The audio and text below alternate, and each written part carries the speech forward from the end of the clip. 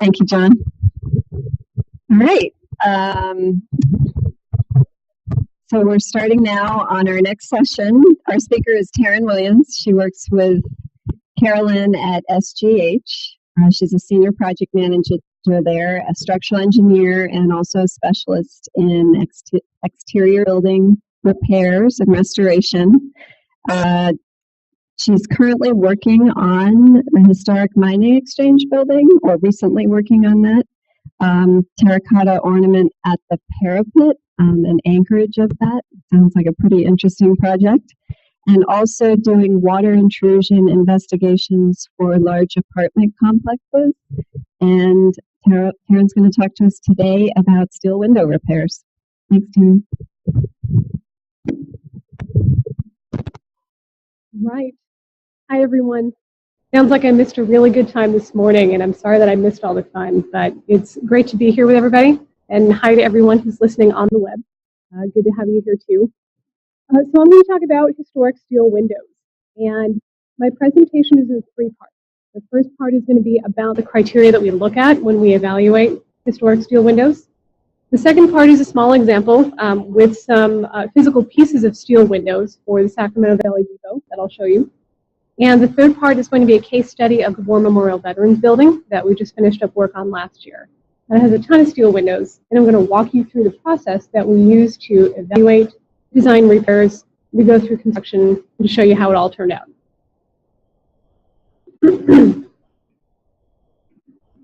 Okay, there's a lot of learning objectives, but what I'd like you to walk away with at minimum is the first, which is to understand the opportunities and the limitations for repairing historic steel windows.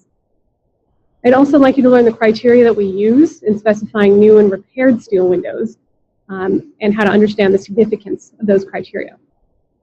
I'd like you to understand how to assess the condition of historic steel windows and common types of deterioration that we see.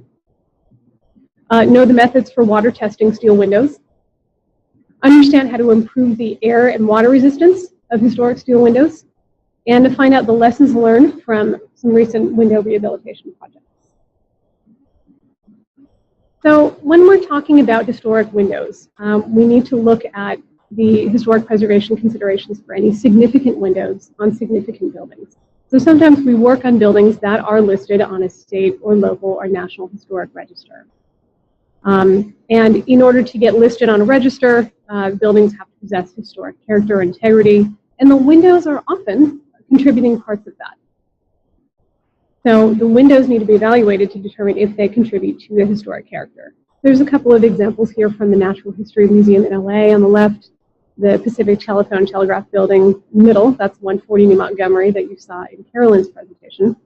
And on the right are windows from St. Dominic's Church in San Francisco. So as far as historic preservation guidelines go, we use the Secretary of Interior standards when we're looking at components like steel windows. These are the most common guidelines in use in the U.S. And there are 4 standards. There's preservation, rehabilitation, restoration, and reconstruction. And of those 4 standards, the rehabilitation standard is the most flexible and the most frequently used. These standards are often referred to by local city ordinances that govern alterations to historic buildings or buildings in a historic district. So as far as preservation guidelines, there are local standards and guidelines. The city of San Francisco has its own guidelines, and they contain some guidelines like repair before we replace, or replace in kind where visible from the street. No simulated divided lights. They all have to be real. And they tell you how to apply for a window replacement permit. There are many other cities that have their own guidelines, and many of them just refer to the Secretary of Interior standards. So as far as the Secretary standards go, these allow for the repair and replacement of deteriorated features while maintaining the historic appearance. So the preference is to repair rather than replace, and if you must replace, use original materials. That's the preference. They allow for new uses that require minimal change to distinctive materials and features and spaces. And they allow for compatible additions that don't destroy the character of the historic building, and that can be removed in the future. The photo that I have here is from the Sacramento Valley Train Depot before the rehabilitation, and this is a great example of window repairs that do not comply with the Secretary of Interior standards. This poor window is full of air conditioners and non-matching glass, and yes, we've all seen these. When we investigate windows, we follow a systematic approach, and we use a guideline called ASTM E2128, which is the standard guide for evaluating water leakage of building walls. So in our document review, we'll look at the wall system, which includes the windows, and ask ourselves, is this a barrier system that's designed to repel all the water from the exterior, or is it a drainage system that's designed to take in water, manage it, and let it out? We will interview the building maintenance personnel and ask them about the leak history. We'll perform a window condition survey and investigation openings where we need to. And we'll often do air and water infiltration testing. There's a couple of handy preservation briefs that are applicable to this topic. Preservation Brief 13 is the repair and thermal upgrading of steel windows. And Preservation Brief 43 is the preparation and use of historic structure reports. So these give really good guidance on the overall building and on the approach to windows. So I'll discuss each of the criteria that we look at. The first part of this is documentation, and so we'll look at things like historic structure reports if they're available. We'll also look at historic photographs. We'll get up close and we'll look at the window systems during our investigation. This is also an area where we want to get up right next to the building to see what the condition actually is. Sometimes we see window flashings and sill pans, and when we do repairs, this is often what they'll look like, and we'll try to make them as unobtrusive as possible. We do condition surveys and investigation openings on windows, and we'll do this in a very organized way, a lot like the ways that Carolyn showed in her presentation for terracotta. So just like with terracotta, with windows, we think about whether to do a partial or 100% survey, and this will influence how we set up the documents and how things are bid. We'll coordinate our observations with the repair specifications in the same way we do with terracotta, and that makes our survey a lot more efficient and make a lot more sense. That we're tracking the data that we'll use to then design the repairs. And we'll be able to categorize what we track and compare it directly to what we repair. So it's best to have access to both the interior and the exterior side of windows. And as far as doing a partial or 100% survey, there are pros and cons to each. So if you do a 100% survey, we've got a lot more knowledge about what the condition of the building is, and there's a lot more certainty about what the costs are going to be when we repair them. If we do a partial survey, we'll need to have allowances and unit prices to handle any overages or underages. Usually it's overages. Investigation openings are really important here too during this phase, because we can see things that we can't see from the outside, like corrosion of steel frames when they're embedded in masonry in the photo on the lower right. So when we evaluate windows, we look at all of these criteria. And this is a pretty long list, but I'll go through each of these and go through the details. First, we'll talk about water penetration. The criteria we use is that windows should not leak under normal weather conditions. We use a spray rack with differential test pressure. We'll start at 0 differential pressure and work our way up in accordance with ASTM E1105, which is an industry standard water testing procedure. As far as differential pressure tests go, the selection of the test pressure has to be based on local weather records and what the window has actually seen if we're going to evaluate how it's performed. Usually we'll start at 0 differential pressure, and then we'll incrementally raise the pressure to see when and if it leaks. The selection of the test pressure is really critical. As I said, it should reflect what's actually happened at the building. When we differentially test these windows under 0, even if they do leak, we will increase the test pressure to see if there are other leaks in different places so that we understand the full performance of the window. If the window is reported to leak pretty often during rain, it's pretty likely that it will leak under 0 differential pressure. So we'll also use nozzle testing with a nozzle attached to the end of a hose, a calibrated nozzle, to isolate leak paths. If we saw a window leak during our spray rack testing, but it's not exactly clear how it's going in, we'll use a nozzle to isolate it, and that'll help us determine exactly what parts we need to repair. A lot of times we need to disassemble the window when we're done to understand how all the parts are put together and the leak path. With air infiltration testing, there are a couple of different ways to do these tests. And the criteria for an air infiltration test depends on how you're going to use the building and its required energy performance. So there's quantitative testing for ASTM E783, and this is done in conjunction with energy calculations. Use a differential pressure chamber and a flow measurement device. You'll get a quantity and you'll get a number. On the other hand, we have qualitative testing for ASTM E1186, and this will tell you simply where leaks occur and their relative magnitude. How bad is it here? Is it worse over there? We can do a pressurization of a single room or of the entire building. The test for this is often called a blower door test. With air infiltration testing, there are a couple of methods to qualitatively observe the leakage. One is a tracer smoke or a smoke pencil, and you can hold that up next to a window to see if air is coming in. We can also use infrared thermography to help us with this. It requires a differential temperature between the interior and the exterior, usually about 30 to 40 degrees Fahrenheit. When we look at energy performance of the window assembly, we can also do qualitative or quantitative measurements. The quantitative way to do it is to take air infiltration measurements and heat flow measurements. And we'll use a computer simulation to do this, usually some software, often Luffy. The qualitative, we can do an infrared thermography scan like you see on the right to tell us approximately where we're seeing cold spots in the wall or where we might have a problem with the envelope in the window.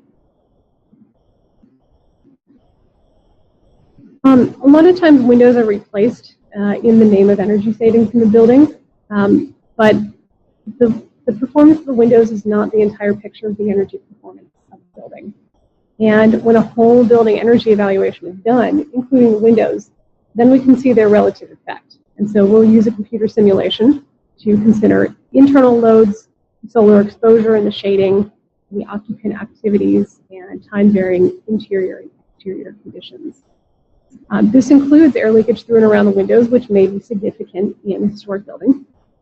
And we'll model various repair and replacement options with that same model to see what effect they have. So for this particular project that's shown here, which I think is St. Paul's School on the East Coast, sometimes the modeling reveals counterintuitive results. So in cold climates, decreasing the solar heat gain when you put in new windows can result in higher heating loads during the winter because you're losing that free solar heat that comes in through them. Acoustic performance is another important consideration for windows, and there are ways to measure this. The requirements are going to depend on the building owner and how it's going to be used, and an acoustical engineer has ways to measure these on site. So we had to deal with this on a recent project where we were converting a downtown office building to condominiums. And so the acoustic performance of the windows is really important. Blast resistance is another potential criteria we may have if this is a federal building or a state building. And so generally the goals in blast resistance are to provide walls with the ability to resist a large impulse without generating debris that penetrates the habitable space. So the analysis involves defining what weapon is going to be used, limiting injuries, and using software to do this. And strategies for improving the blast resistance of windows include installing storm windows, clear film on the glass, interior blast curtains, or making some site modifications like bollards to keep vehicle loads and people away. So the General Services Administration, the GSA, has these criteria. I have not yet had to deal with blast resistance on historic windows, but that does sometimes come into play. Another criteria we look at is the repair and the maintenance costs. So we'll look at the different options, repairing it versus replacing it, and the expected lifespan of the repaired and the replacement windows. And we'll do mock-ups to demonstrate how effective those repairs are and estimating the time to install the repairs. So we've actually gone through this process on a building where we have the contractor take out the window and repair it and put it back in so that we can estimate the time required. And that was done during the design or bid phase so that we would understand more precisely what it took to repair these windows. Both short-term replacement or repair costs and maintenance costs should be evaluated. So as far as some repair and replacement examples, we have some, we will repair material deterioration. We will do repairs to address air infiltration and water penetration, upgrading the energy performance, or replace it in kind with substitute materials. This is kind of a range that we look at in these windows. So here are a couple of photographic examples. So this is the Sacramento Valley Depot, the steel frame building. These are steel frame windows. They have peeling paint, rusting frames. There was a lot of cracked and missing and mismatched glass, and the window lintels were corroding and deflecting. So these windows were rehabilitated, repaired in place. The scope of work here involved deglazing the windows and saving the glass where possible, painting the entire steel frame, reglazing, doing a perimeter sealant joint, and then painting or replacing the lintel angle. Here, in some of these windows in the building, we installed storm windows behind the windows so that they would improve the thermal and energy performance of the existing windows. Here in this example, we did repairs to address leakage at this building. We'll do weather stripping, new glazing, putty, and sealant, installing flashings, perimeter sealant, and some of the operable windows were fixed shut. We mocked up the repairs, and then we retested it so we could compare the performance before and the performance after. A lot of times when you're putting flashings in masonry buildings, the outer wide brick has to come out in order to put new flashings in. On the other end of the scale, we have complete window replacement. So on 140 New Montgomery, we replaced the operable sashes in kind with substitute materials. The original windows were steel, we used aluminum to replace them. We maintain the profiles. Sometimes that's difficult to get, but on this project we were able to actually get profiles that matched the historic steel profiles. We replaced only the operable windows because we found that the spandrel windows could actually be repaired and placed. So for upgrading energy performance, here's another example on the top of installing storm windows behind here. This is the Yale Art Gallery. And these storm windows were put in to prevent condensation and improve the energy performance. These storm windows are high performance and very well sealed insulated glazing units, IGUs. And their intent was to keep the warm and humid air from getting to the original single pane windows and condense. Putting these in requires some analysis. It's not as simple as deciding to put one in. Energy analysis has to be done in order to make sure that we don't actually cause harm to the window behind it. At the bottom, there's an exterior storm window installed over a dalle de verre stained glass window. Notice the condensation and the rising damp on the bottom of the windows, particularly in the middle. So it's really critical to perform an analysis before you make the decision to install storm windows to make sure that we are not causing an adverse effect on the storage windows. Usually we don't want to put protective glazing over stained glass windows for that reason. So as far as looking at whether we repair or replace, we'll think about preservation considerations. We'll ask ourselves if the repaired windows can meet the air, water, thermal, acoustic, whatever criteria we have, and we'll look at how they perform in the mock-up testing. We'll look at results of an energy evaluation, if one was done, and how important the windows are to the overall energy performance of the building. And we'll ask ourselves what the costs are of repair, replacement, and ongoing maintenance. If we're going to do a minimal repair, but it's going to require a lot of intervention pretty frequently to maintain, that may not be the right thing for the owner. So here I presented a scientific process that we go through to evaluate the windows. The owner and the design team really need to get together to evaluate all these criteria when deciding whether to repair or replace the windows.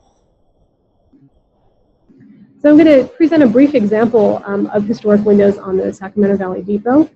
And the purpose of these photos is to show you some of the window profiles and a bit of the scope of work that we did.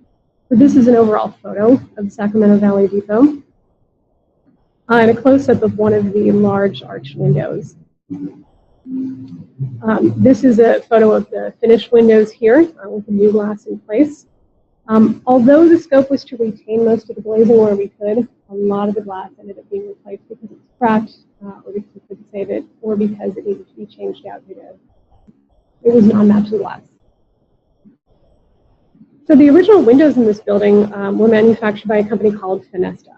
And I have a box of samples here that I will pass around to you, but I'll show you what each of these are. They're all labeled. This is one of the original pieces. There were times with these windows, although they were preserved and rehabilitated, there were parts that were missing because of the air conditioners or other changes that you saw, the alterations. Sometimes they were corroded out and we needed to replace them. So where we did, we had some new parts made. So we had to take out the old parts to send to the manufacturer. Finesta produced a lot of windows for buildings all over the place. And the new windows were manufactured by a company called Hopes. Hopes and Curtal are two of the main companies that do this, and they're both based in England, but they have operations here. So you can see that the new profile by Hopes is similar. I have that piece here. This is one of the new ones. And the Muntin profile is on the right. I also have one of the Muntins. So these were steel windows replaced with steel parts. So we were using the same material. So these profiles kind of go together, and I've got a couple of pieces that show you how that happens. We've got a Muntin here with the glazing stops attached. And that'll sit on the sill part kind of like this. I also have a sample of the mullion covers, so you can see the historic, the catalog illustration on the left, and then the condition of the mullion covers as they came out. And so we had replacements made. And this is just a comparison of the existing versus the new for the mullion cover and the general assembly of all of the parts. So I will send these around.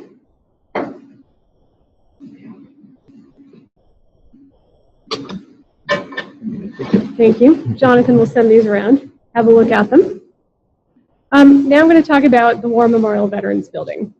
And as I said, I'm going to walk you through the process from beginning to end, from when we first got to this building and started looking at it, to how we evaluated it, what we recommended, what was eventually in the design, and then what happened in construction.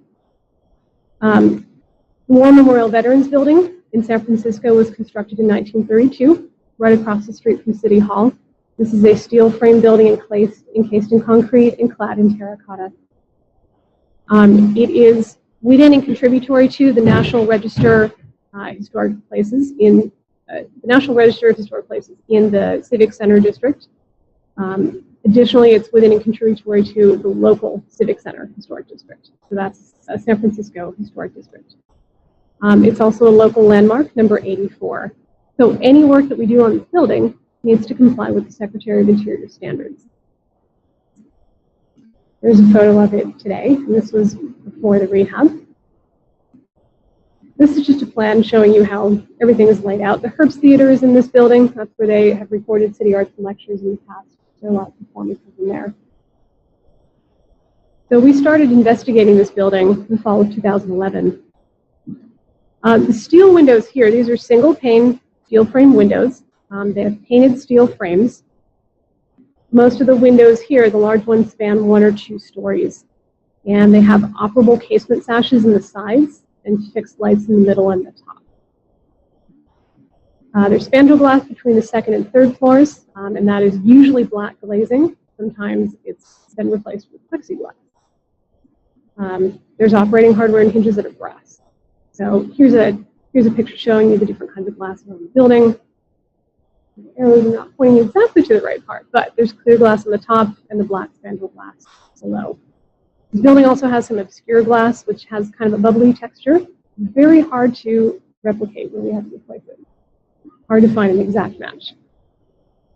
There are also little windows on this building that are casements with a transom up on top. At the second floor level, right outside these windows, were these tiny balconies where the waterproofing system had just reached the end of its life, and it would leak into the building. The window sill terracotta block was lower than the outer terracotta block at the terracotta balustrade. So that means that if the balconies filled up, if the drain backed up, it would leak into the building first. So when we replaced the terracotta balustrades, we lowered that so that it would act like an overflow. The steel windows were in this kind of condition when we got there. The extent of our investigation was visual only. We were not permitted to do water testing during the investigation. We were able to do a 100% interior survey, and we looked at the exterior from 3 places from a boom lift. The window frames are corroded. They were corroded when we got there. They had many layers of hazardous paint, and the paint was severely deteriorated. The windows were also difficult to operate, and some of them didn't fully open and close due to the corrosion and due to all the paint. So a bit about the anatomy of the steel windows. We have the frame. We have glazing stops, which are very thin pieces of steel that hold the glass in the opening, in the frame. And then there's the casement sash over on the right. You can see on this slide, you can see the obscured glass pretty well. You can see that texture. There's also a lot of cracked glass.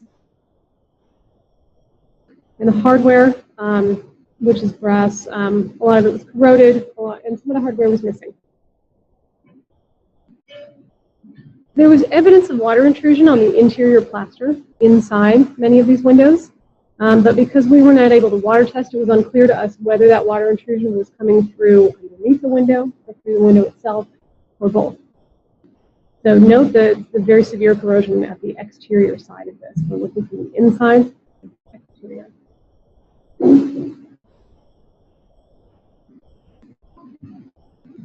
So after our evaluation, the goal for rehabilitating these windows from the owner was to restore their operability. So our recommendations were to do the following: remove all the glass, clean it up and reinstall it where we could, replace it where it was cracked or non-matching, remove all the paint from the frames, which had to be tested and abated, clean the corrosion from the frames, and repair any areas where there was section loss, install the original and the new glass with new glazing putty, repaint the frames with a rust-inhibiting primer and paint, remove and reinstall the exterior perimeter sealant joints, and replace the broken and missing hardware. So when we presented this to the owner, when we got closer to the end of the investigation phase and into the design phase, we gave the owner 2 options. Or actually, we presented our recommendation, and the owner had an idea of a different scope. And we looked at these 2 things.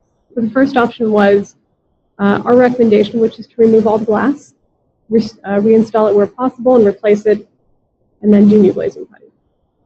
The second option was to retain all the glass, replace it only where it was cracked or not matching, and wet seal all the existing glass. That means to install sealant around the exteriors of all the glass panes between the glass and the frame.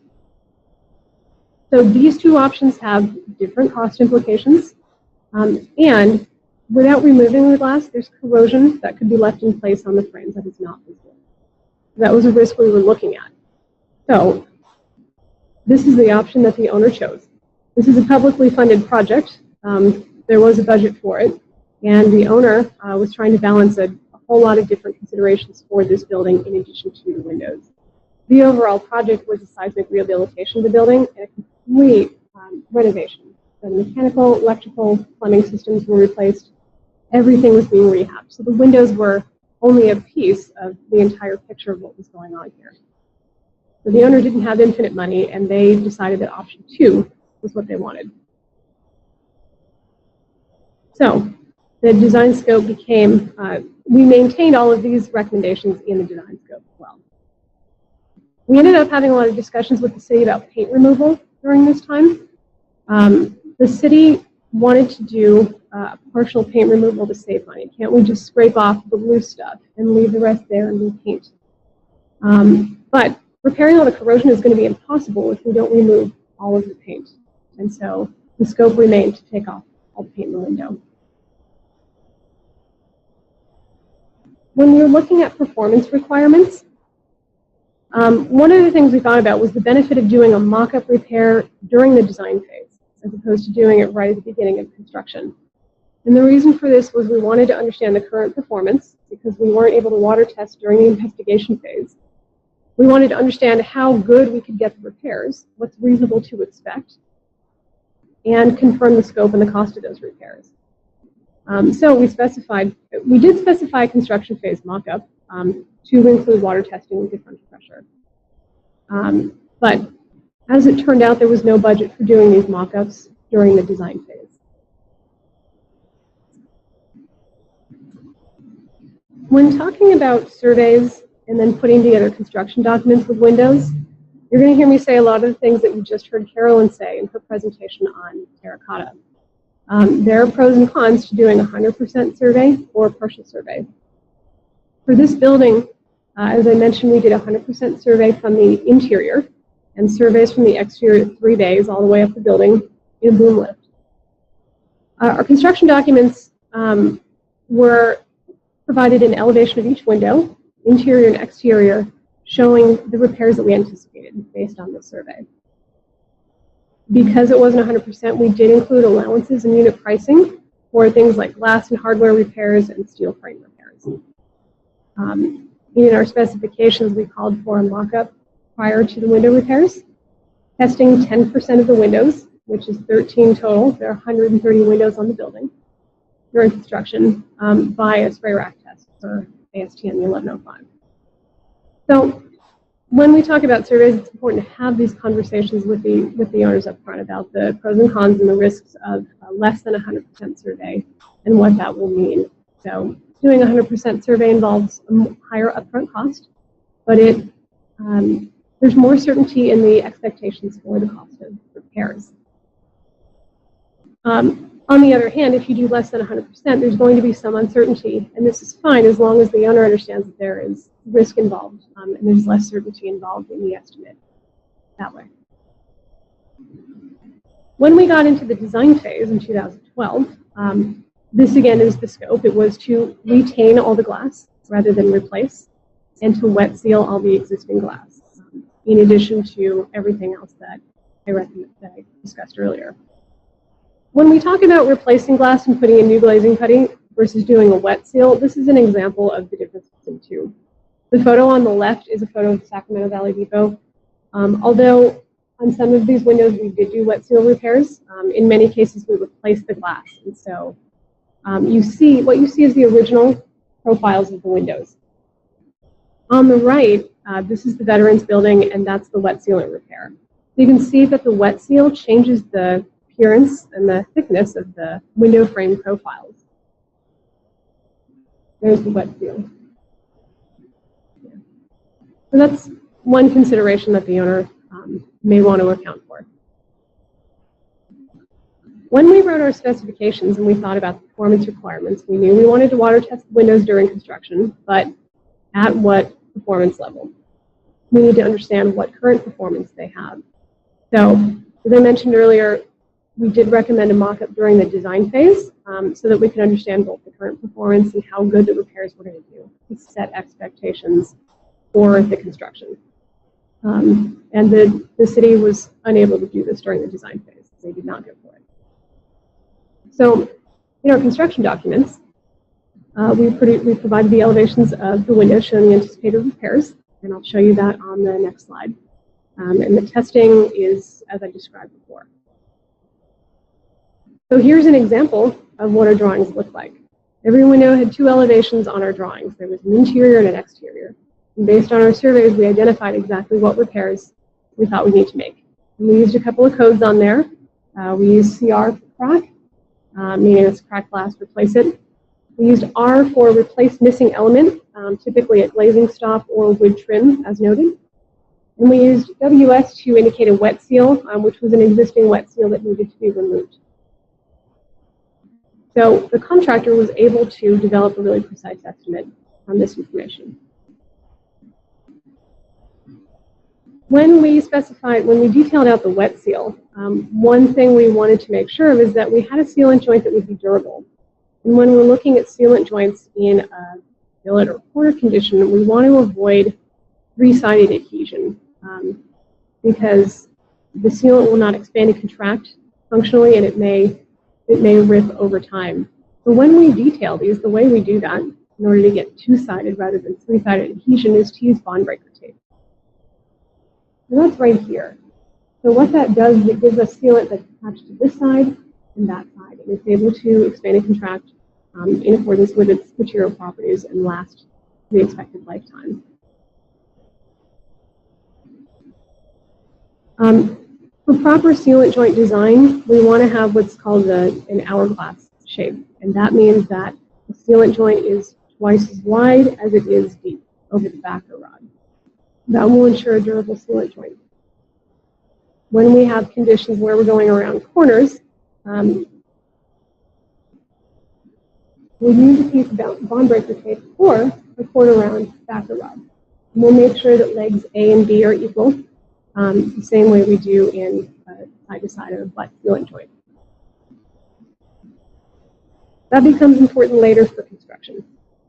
Now we're in the construction phase, which was 2 years long. The building was closed, shut down, and vacated for 2 years while they did all of the work. So here's our mock-up window. Start of construction, start of window repairs. We had the contractor repair one window, and we water tested it with spray rack. These are all the different places where we tested with an AMA nozzle in order to isolate leaks that we saw during our spray rack testing.